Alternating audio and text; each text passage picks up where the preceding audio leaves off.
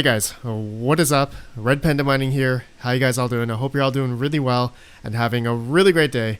Again, in this video, I'm going to be talking about ProgPoW and as well as the ASIC miners for Ethereum and what's going to happen possibly once those ASICs are off. And should we even be moving towards ProgPoW if the inevitable may happen? Okay, so we're gonna look at a few things, and I just want to get some food for thought for you guys, and I would love to get your opinions.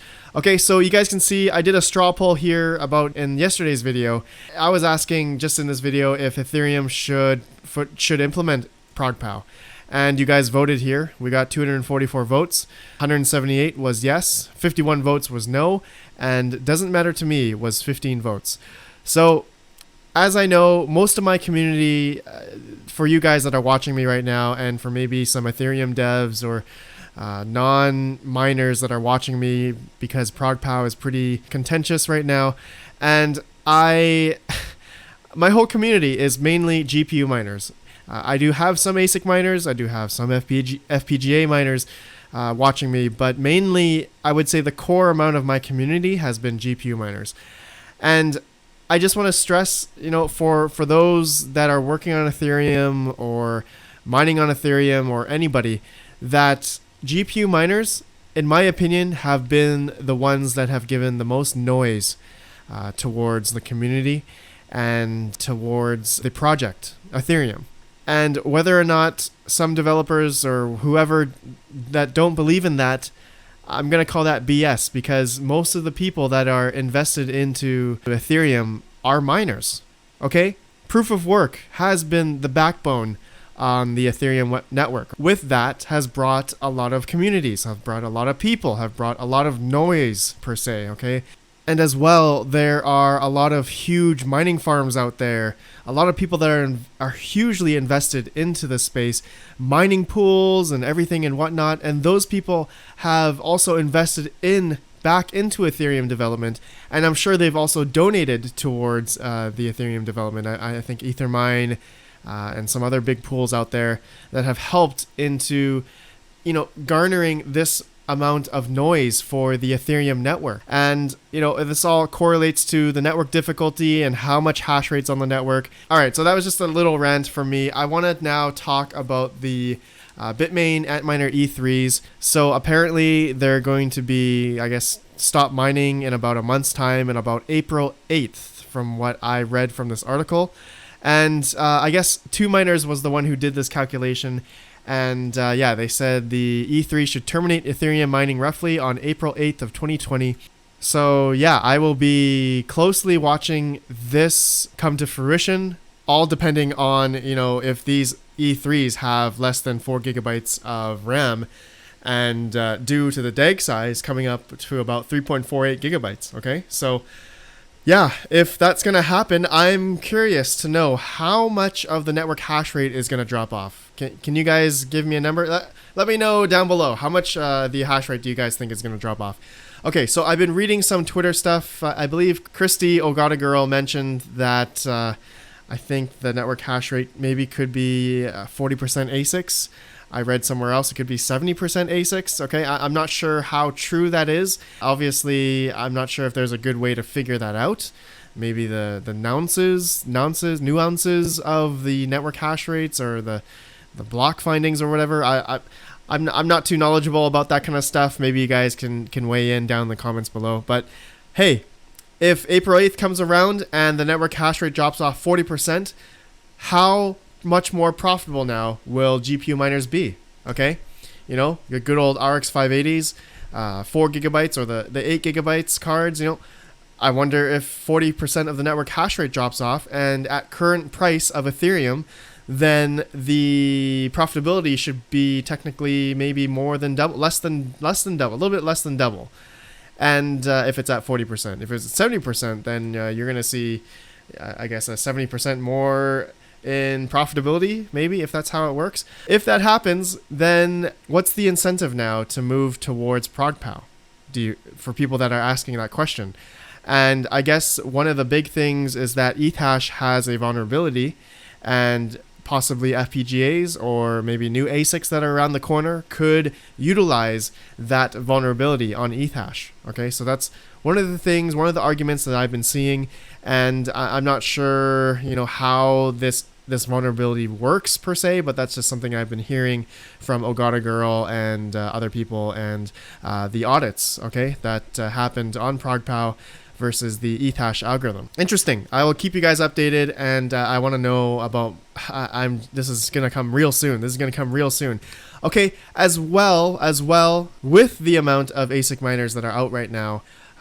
Who knows which pool are they mining on, right? Could it be Spark Pool? Could it be Ethermine, Nanopool? In my opinion, these E3s are probably more centralized in China, most likely. Okay, obviously all these ASIC miners are made in China, so I would say most of the ASIC miners are going to be in China mining.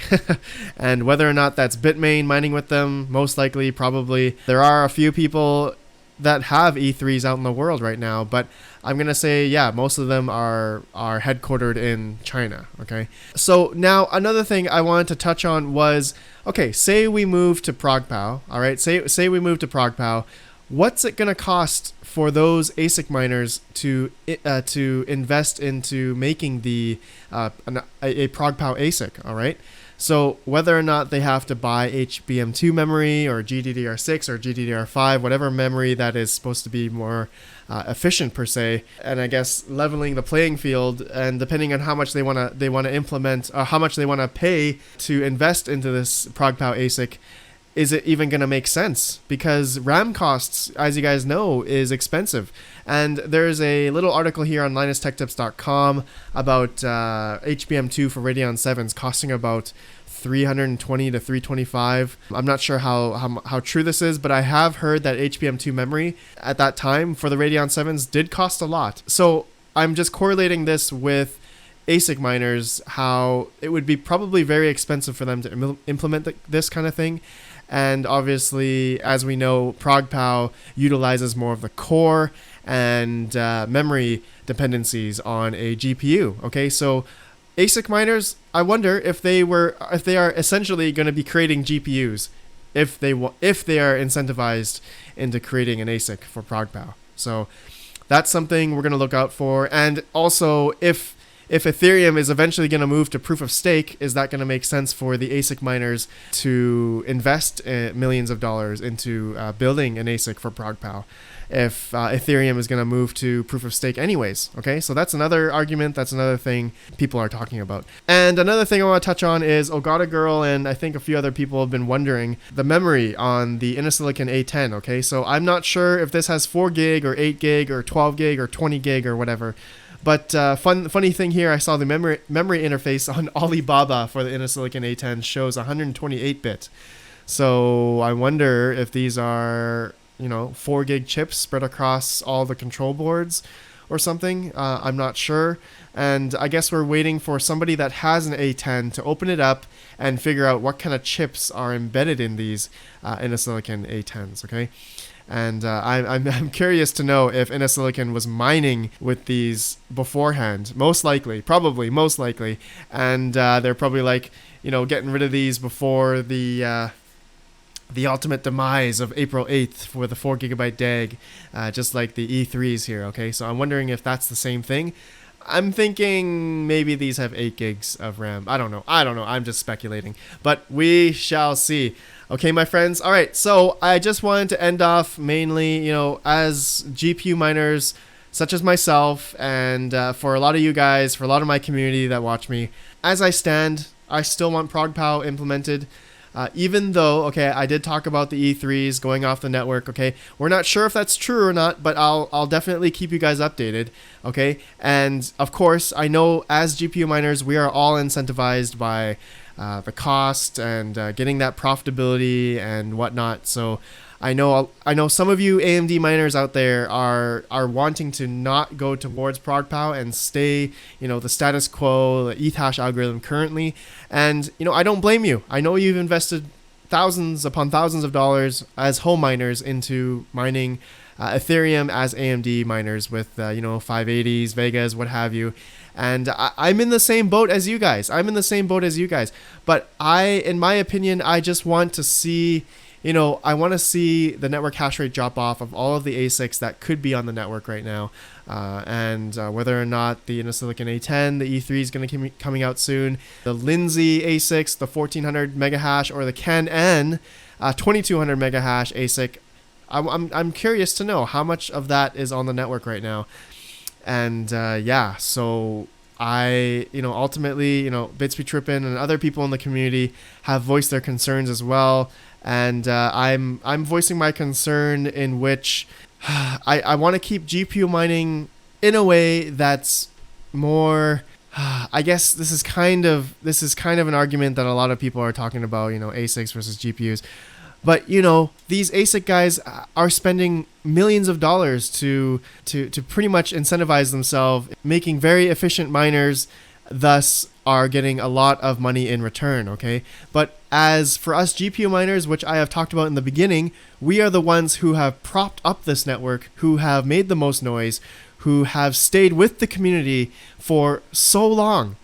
And I feel like that cannot be taken away from us.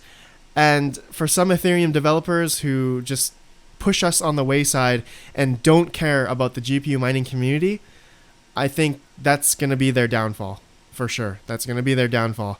And anyways, I'm going to leave it there, my friends. Please let me know what you think, and I'll be probably having some more ProgPoW videos coming up soon. If you guys are sick of the ProgPoW drama or information that I'm portraying, please let me know in the comments below. I'll see you guys in the next video.